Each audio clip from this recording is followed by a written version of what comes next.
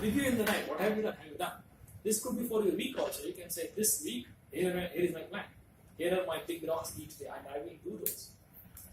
So time is not a problem. If somebody says time is a problem, before you talk to others, you have to just listen to your own words 10 times. Time is not a problem. It's a priority.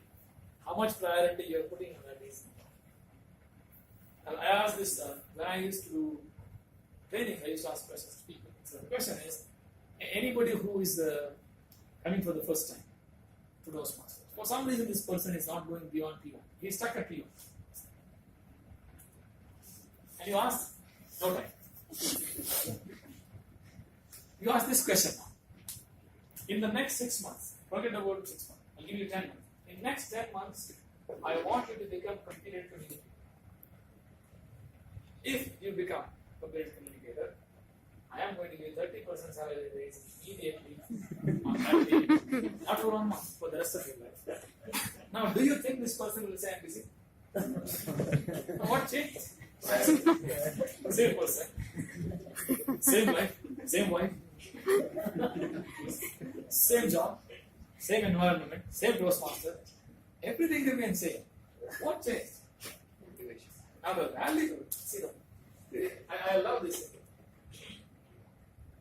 There are 2 words, I love these words. Price.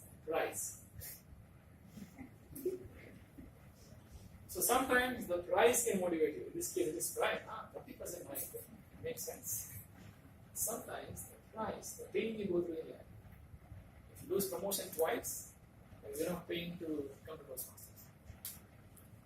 That's the price you pay. You paid the price already. That because of lacking these skills, I lost a few things. It's the pain which is driving, not the pleasure. This is pleasure pain. 30% hike. Hey, come on. I will do it. So the challenge is, we don't know what drives people. People know where they are. Are they going towards pleasure? Are they running away from pain? We don't know. So individually we all have to realize, why not? If this is so nice, maybe you're putting a lower price on this. Lower price on this, not price. Price.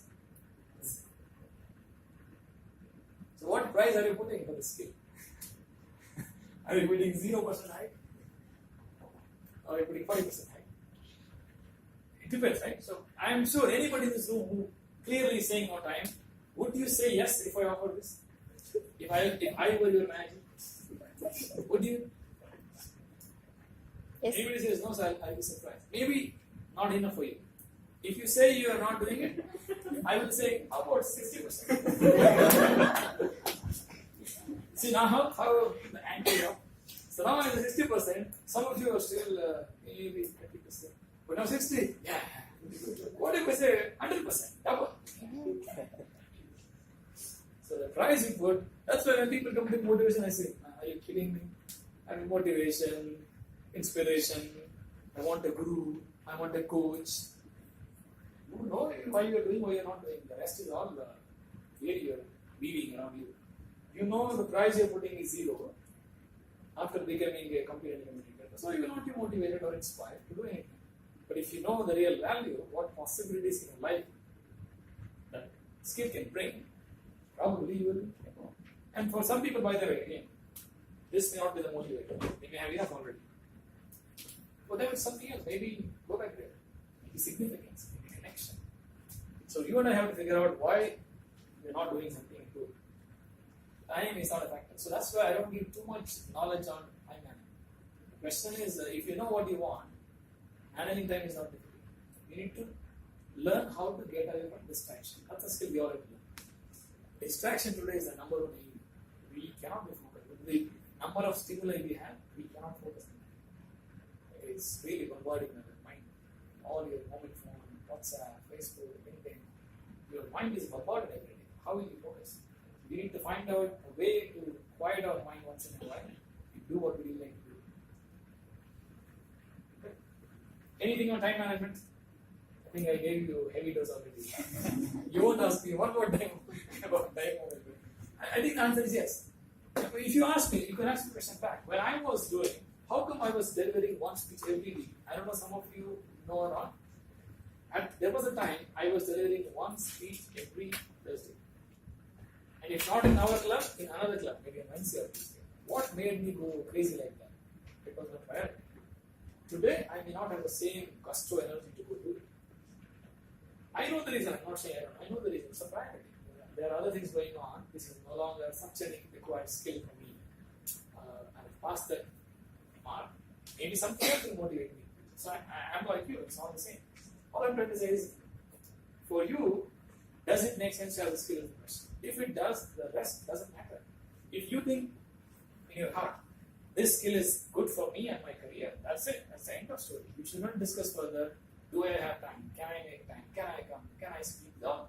Secondary. Okay. So now, let's look at some of the aspects of people management and see how a Toastmaster can really help you by being part of this community. So this is where I tell people. Now, sorry, before I move on, for club officers, since you are now asked to take the mantle of an officer, you might be thinking too much commitment already. It is not. Probably, if you plan well, 90 minutes a week. 90 minutes a week. Maybe once in a quarter there are some trainings, OTP on Saturdays, some district club meetings or division contest, district contest, once in a while. But be aware that there is some amount of time required. It's not too much if you ask. But you have to strategically locate those things. Which one is important, which one is not. You talk to your group and say, I will go this time, you might go to the next event. You can do all those things. Don't think that every event has to be represented by all of you. You can mix and match, play around. I'm sure Ananda would have done the same thing when he was in that role. Now let's talk about people management. Now, what is the biggest challenge that we go through when it comes to people management? So some of the challenges. So you might be managing people already, you may not be. I'm curious to know, from your perspective, when you meet people, strangers, or people who come to Toastmaster, when you talk to them, what is some of the challenges you face when you interact with people? Understanding their requirements. Understanding, can I say their needs? Understanding their needs of understanding their needs. Their society, their needs. Conflict. Pre-notion or perception? Can I say perspective? Yes. Perspective is view. The perspective, the way they look at life. Pre-notion or the perception? So let's say one person, one at a time. Okay, I'll come back to that. Sorry. Perception about the speaker, like individual who's talking. Perception or a pre-notion? Okay. Perception. That's right. Okay. What else? Emotion. Emotion. Emotion. So can you describe a little more what when you say emotion? Say if the person is very angry or stressful, we should remain calm and make them cool rather than we fighting. Managing others' emotions when they express emotion. Managing emotion. Okay. Anything else? Motivation, commitment. He always takes the big ones. This is motivation. So motivation and then committing to what they committed. Right? Committing to what they committed that I do. Commitment. So there are two different things. Because motivation will be the starting point. Doesn't mean that they will finish what they start. Okay. Anything else? Should we put list? Communication that we have. So communication that we have. As an it's a new person, he is not as comfortable to communicate with you. So that would be one thing, the ice breaking that you talked about. The rapport between you and the person. Okay. So how do you phrase it? If you were to phrase this. Connection. Connection. So let's say connection. Okay, sorry, now you are something. No, same thing, connection, how we convey the message, what you want to know. Okay. Now I'm guessing all these challenges are one-to-one people challenges, not as a group. I hope you're not saying as a speaker I'm not able to connect with the audience. I hope not, right? Just to clarify. So when you say connection, are you talking about connecting to the group here or connecting to a person when you talk to this person? Person, okay. Makes sense. I want to clarify. Otherwise, where am I going? I want to clarify every time anything else you want to add to this? I think egos are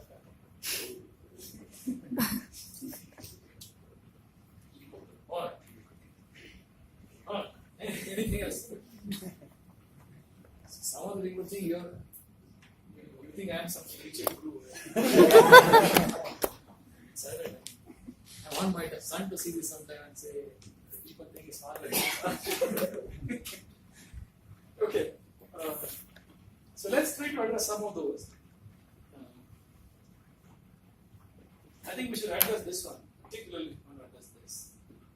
This is the big thing that I see in family as well as in corporate environments.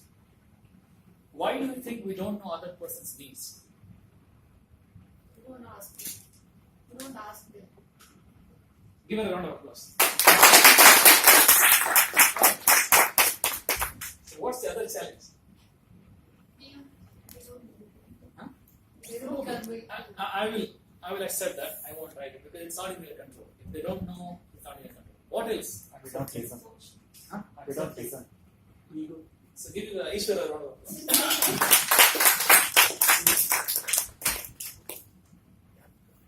The biggest challenge right now. All of us, including me, are not different. When we talk to people, we are trying to frame the next sentence. We are not really listening. So we are having a whirlpool of filters in our brain. So anything that goes here, it is filtering. It's going on. What next? We are not listening. And sometimes they tell you everything if you just listen.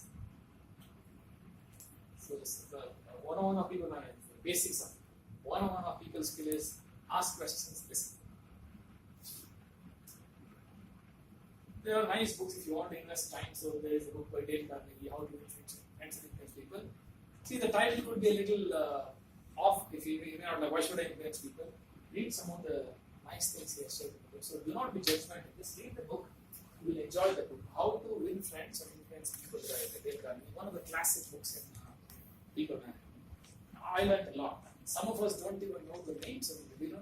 We don't know the names of people who win for the first time. In 20 minutes, you ask them, I said, I forgot. That could be the reason for, some people have a issue with remembering numbers, some people have issue. Like for me, I have a lot of hiccups in remembering some people's names. Yes, that's a challenge. We can attempt, see if the person is important to you, and if you still make an attempt to remember, that could be a challenge. But still, if there is a gap of the same person, I Sure. can remember by the face, you remember the person, but Agreed. I didn't Agreed. for that. There is no silver bullet, I agree with you. We cannot remember all the names we do. At some situations, we might need to. It is important to, so especially if you are in those roles, club officer, you met somebody for the first time, at least say apologize immediately and say, can I know your name one more time? Do something to get the name. Imagine you spoke to somebody for half an hour without knowing the name, you don't remember the name. Sometimes it's too much. You can always apologize and say, can you something like this, what's your last name again? Say the full name again. What's your last name again? There are techniques to do that. So, how do you spell your name? There are ways to do it. So, there are ways. But remember, some small things like that, we were interesting things. See how our style, I'm not saying good or bad. So, a few of us, some of my relatives, we all went to Art of Living on Sunday because I like their body massage and shiva. Every time I run, I come to the ashram and do it. Not that I am a devotee, I like the Ayurvedic massage. So, and then we all, 6 of us went together. It's a huge family. So we went together, we are in separate rooms, we come out. Out of 6 people, 3 people knew the therapist's name. 3 didn't ask. Now I'm not saying good or bad, I'm saying there's style of 90 minutes you're in the same room with someone else. Now you could argue that I was just enjoying a massage. You can, but there's a name tag as well. If you want to look visual cues, there is a name tag. That person is trying to connect with you. Some of the small things matter. They become habit by you. And then when you're talking that way with that person who did not catch the name. Now this person is already embarrassed because everybody is saying the name. Oh, I know Manohar, I know Kritika. Everybody is talking. Now this person doesn't know. See how different it is. And that person, I can see in face, this person is already uncomfortable. Oh gosh, I didn't catch the name. So it can become your habit if you do the right thing. You can develop the habit of knowing people's names. Especially if you take those roles. They are really good skills, I'm telling you. know their names, know their interest, and also bridge the gap. By the way, in India, it is okay to ask too many personal questions on the same day, and do not do that with other countries. In India, it is fine. We are a little more casual. I'm sure in Asia as well, like Chinese. I went to Singapore. It's quite like India. People ask you anything they want. Like how many kids you have. First interactions. In some countries it is not that level immediately. Maybe half an hour, 1 or 2 days they might ask the same question. But everybody has a degree of freedom. Where do they start and how much they give you in terms of knowing them. So understanding their needs is only through listening. You have to ask questions and listen. That's the only way. Sometimes they will not tell you because they don't trust you. When you meet anybody usually, the tension is high because you don't trust people. The tension level is high, the trust level is low. Tension is high, trust is low. And as you develop the relationship, the tension is low, you're more relaxed because you know this person. The trust is high. It's a process, it won't happen on the same day. You need to accept the fact and see what can I do to increase the scale on trust side, decrease on the tension side. It's the same thing. So we have to be aware. Give them a chance. Maybe they give them benefit of doubt. Don't assume that they're trying to insult you. Just give them benefit of doubt. Especially if you have teams, you must understand listening is the most lacking skill. And then people listen. They're talking, they're checking their phone. Do you think you're listening? You might argue you can do multitasking, you can do. I don't think you can get all the emotions that the person is going through, the real body language that person is displaying. You will not get if you use your phone and still talk to somebody. You cannot do that. And the other person knows. The moment you lift the phone, this person knows that he is not important. You've got other priorities in life. So no, everybody knows. It's a subtle signal we get. So anything on listening, asking, you need to learn the art of asking questions. Listening is the key skill. Anything else you want to know on this? Good? So learn. I used to do this exercise in my trainings. Your job, you talk to anybody. You talk to your spouse, for instance. Someone can already smile. The moment I just told, today you will make a commitment. I will not utter a single word until you hear the dead air. You know what dead air is? Total silence. The other person is not speaking. Try this with your colleague or with your spouse. Just simply ask questions.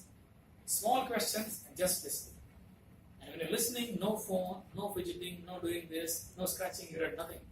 Look into the person's eyes, not stare. Look into the person's eyes and then listen. Intently listen and see what happens. You'll be surprised the level of information they will give, how much they will like you for that. Try this. So we have tried this experiment. It's so funny. People say, what should I say now? Because you listen so much, why are you not talking?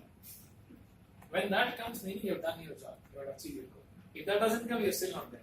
You try it with anybody, in your team, with you, when you go to lunch with people, try this. It is so much fun to listen to people. It's so much fun how, and after some time you realize what is their value, what is they afraid of, what is actually stopping them. Everything they're telling in their own sentences. But they are not aware. They are telling everything to you, and we are not listening, and they don't know why they are not listening. What is stopping them? So by being a big listener, good listener asking questions, you can help a lot of people just by listening and asking. And ask questions that are broad. Don't ask yes or no questions. Yes or no question is for commitment. Will you marry me? Yes. You have to ask that question. Yes or no question. Of course. But every question should not be yes or no. What do you like? It's better than asking, do you like this? So what do you like? What excites you? What inspires you in life? What motivates you in life? What motivates in your job? Ask broad questions where you can mind their mind. See what's in their mind. And then listen. Silent, no phone, listen. It's an experiment we should do. You will become so good in a few weeks. You will become so good, people are not afraid to talk to you because they know you're only listening, they're not talking. They're not afraid. How much should I say? It happens where I'm not telling this for fun. It happens because they're not saying this is. So you're always listening. Now they become careful in saying, this happens in your team. If somebody is a chronic complainer, this person has a list of complaints every day. So one day you go, you decide I will listen. You listen for 1 hour. next day this person will stop complaining. Because this person ran out of complaints. You try this, you have fun, try this. So perspective, perspective, perception, I want to club into those. So remember, none of us is outside the grip of perception in life. None of us. So when I say this person is perceptual, this person is opinionated, I am myself opinionated about the other person. I have an opinion on the other person's opinion.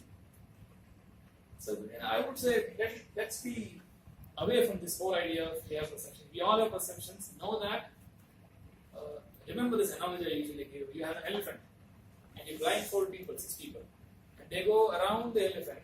Some people touch the trunk, some touch the leg, some touch the nail, some tail, and the body. And you bring them back to the room, open their eyes, and say, "What did you touch?" What will they say? None of them will say elephant first of all, which is the reality. Everybody will say a reality, one of the realities of the elephant. Tail. And everybody is correct, by the way. Nobody is wrong. Everybody is right, and still they are wrong when it is compared with the reality. Similar thing in life. I mean, how do you know they are wrong? What is the authority you have to say the other person is wrong? Have you seen the entire elephant? Maybe you have, when you have the right. Most likely, you may not have seen. So be aware of that perception. When it comes to managing people, it is okay to ask and clarify. It is okay to ask and clarify. I observed this in you. Did you mean that? It's a perfect question. I noticed that you are coming late to the office. Is everything okay with your life? Versus, why are you coming late to the office? There's a big difference. I noticed you are no longer interested in writing the long and descriptive emails. You are no longer writing in the last few months. What's happened? What has dropped? Better question than saying, I see these days you are not even writing nice emails. You are already making a judgment and saying you are doing this. Versus, I noticed, what do you think about this? So you are now saying, my observation is this. What is your answer to this? And then when you answer what's your thought, you must listen. That's where the real mistake comes. This one will say, what is the reason? There must be a reason. Alright? We're running towards something today. It's a 15 minutes more. So perspective perception, you have to clarify, did you mean that? This is really critical. As we grow, I think we are liking more people on Facebook than in Lifebook. Right? So we have so many connections on Facebook, but do we really have that authenticity to ask, hey, did you challenge me in this meeting yesterday? Tell me more about your concerns. The more you do it, you will realize people will tell you, no, I think this is more risky, it will affect my team. They will tell you why they are concerned. Versus you assuming this person doesn't like me, is against my ideas. It's more of opinion, not the fact. There is a big difference between fact and feeling. So fact is something tangible, you can quantify and measure. The feeling is intangible. Opinions you make is intangible. If somebody says, my manager is aggressive, great, so how do you know? Do you have any thermometer or aggressometer? You say he's aggressive, tell me, what do you mean? So then he will say, no, his behavior, okay. So his behavior, what is his behavior? He yells at me, he shouts at me, he is in high volume all the time. See, observation leads to an opinion. So you have to look at the facts. What facts you notice to come to that opinion? So you have to ask that question. Now, in terms of this, so be aware that everybody is perceptive. We are not different. One thing I will say before I move on is managing people risk. Who makes any decision in life? So let's say we talk to people. Who makes decisions? So let's say Ram doesn't want to come to Toastmasters. Who made the decision for him? He makes.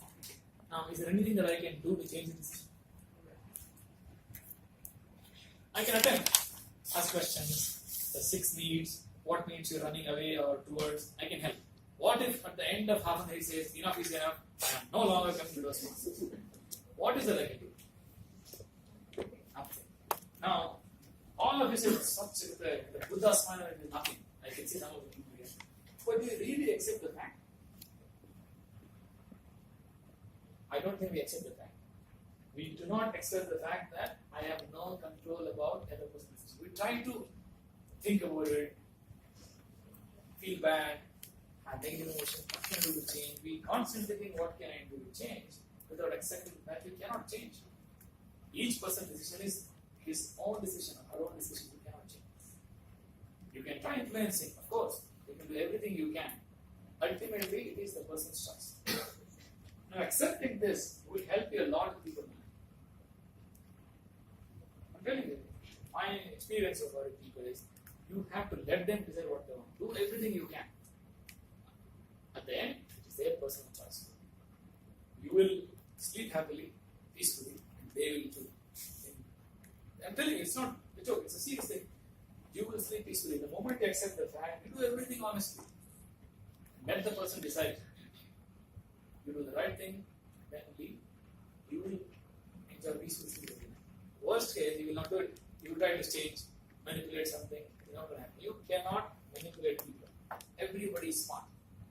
So if you have this notion that one man become a manager, look at how I manage my team, and influence everybody, change their mind, get into their mind. Great, let's wait and watch. That is not going to happen. People are unique. Accept the fact that they are driven by their fear or values of measure. And see if you can influence them. If you cannot accept the fact, I'm telling you, if you have a big team, especially, I don't know, some of you may have, there's so much frustrating for them because they want to change people. Every year they have a goal. This year I will change this person. How will they change? I mean, they signed up for a religion. How will you change somebody's religion? Just like that. So converting somebody to from A to B religion is same as doing this, changing them. Like my own team, I've got 30 people in my team. I don't talk to anybody saying come to Toastmaster. Why? It's their choice.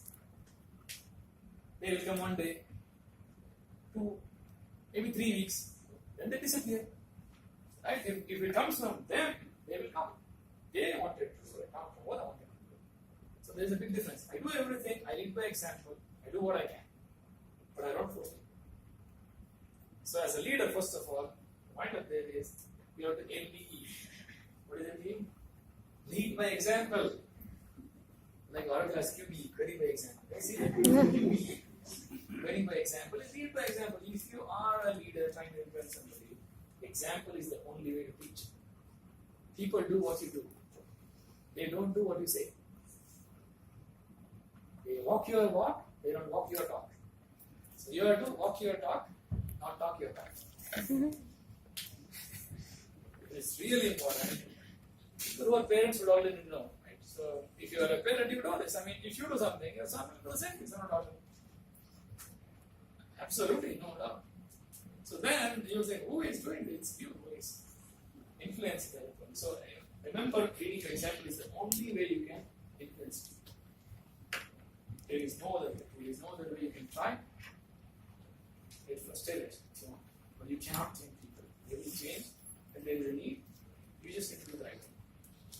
Alright, so I wouldn't go to motivation because, managing emotion. See, managing emotion, as I said, you have to know why they are saying what they are saying. When you listen to them, mostly they will also tell you why I am angry because of this. Why I am unhappy because of this. So there is a reason behind it. Know the reason. Know why one of the 6 needs that they are unmet, unfulfilled. See why they are experiencing that emotion. Motivation again goes back to what is their motivation in each area of their life. What drives them.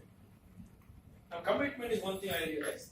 Depending on personality, you can really have a challenging time. Some people will say, yes, I will do this. 3 weeks later, no, I didn't do this. So basically, I cannot do this.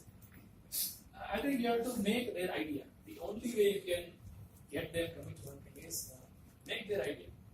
They need to buy into say, yes, I will do it. And I will have milestones every week and I will measure this. And then you measure. You have to agree on the key performance metrics. I will measure every week on this. For instance, you can say, I will come to meeting every week. Is one measurement. I will take one meeting role every week or every 2 weeks. As small as a timer, right? No offense to timer, but I'm saying it can be as simple job as a timer or a person who is helping at the door. I do something every week. Then be a small metric to measure every week.